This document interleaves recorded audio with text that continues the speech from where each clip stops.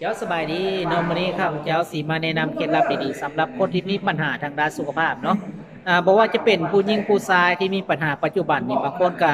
รักษามาแล้วกินยามาแล้วบ่เศร้าบ่หายเนาะพวกคนที่มีปัญหาเกี่ยวกับพยาธิทางเพศสัมพันธ์ผู้ชายเนาะหลังจากไปมีเพศสัมพันธ์กับผู้หญิงเนาะที่มีเชื้ออยู่แล้วการมีเพศสัมพันธ์ซ้ำซ้อนจะเฮ็ดให้ท่านมีปัญหาเกี่ยวกับการติดเชื้อทางเพศสัมพันธ์เสี่ยงต่อการติดเชื้อทางเพศสัมพันธ์หลายที่สุดเนาะ ฉะนั้นสิ่งที่ป้องกันก็คือต้องสวมถุงยางอนามัยเนาะเป็นหลักๆเนาะควรไปพบแพทย์พบหมอเมื่อมีอาการแล้วเนาะบางคนไปมีเพศสัมพันธ์ที่เป็นโรคหนองในแท้เนาะบางเทื่อก็ไปมีเพศสัมพันธ์มาแล้วจะมีอาการเหนียวแสบเหนียวร้อนบางคนก็มีน้ำใสๆหรือว่าขุ่นๆไหลออกมาจากท่ออวัยวะเพศเนาะมีอาการเหนียวดุเจ็บน่วงลุกอัฐะเจ็บมาไขหลังน่วงไส้สันหลังเนาะบางคนก็มีอาการมึนวินเวียนตามหัวตามมาเนาะเพราะว่าเชื้อตัวนี้เข้าสู่ร่างกายไวที่สุดเนาะ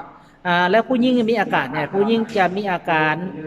ตกข่าวภายในซ้ำเหือเนาะบางคนก็บ่มีอาการออกมาข้างนอกเนาะจะมีอาการ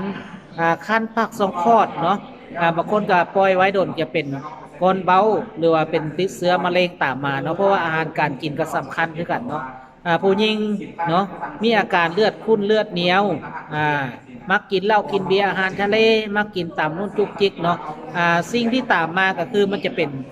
ลงข่าวเนาะลงข่าวเพราะว่าอวัยวะเพศหรือว่ามดลูกของเฮามันจะกว้างผู้หญิงนี่จะเกิดอาการซ่ากว่าเนาะถ้าเป็นนักแล้วนักที่สุดเนาะผู้หญิงบางคนจะเป็นหูดหอนไกลจากปากสองทอดก็มีเนาะบางคนแต่งงานหลายปีก็บ่มีลูกบางคนก็ไปกินยารักษามาแล้วบ่เศร้าบ่หายไปหาหมอเนาะไป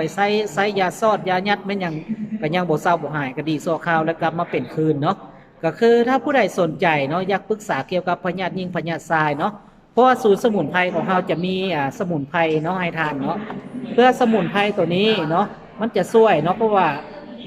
หลายๆคนเนาะไปกินยารักษามาแล้วว่าสมุนไพรตัวนี้เป็นอย่างจึงนำเสนอเนาะเพราะว่ามันตอบโจทย์สุขภาพคนเนาะเพราะว่าคนที่เป็นเกี่ยวกับมะเร็งเสือมะเร็งระยะ1ระยะ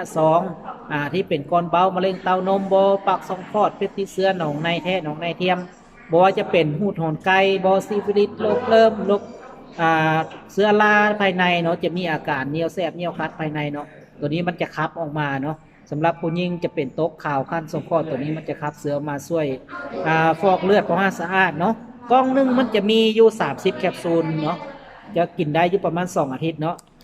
สินค้าของเฮานำเข้าโดยตรงจากศูนย์สมุนไพรของเฮาพีกุพลเฮิร์บลาวเนาะถูกต้องตามกฎหมายจะมีสลากภาษาลาวเนาะอันนี้ผ่านออยเรียบร้อยเนาะ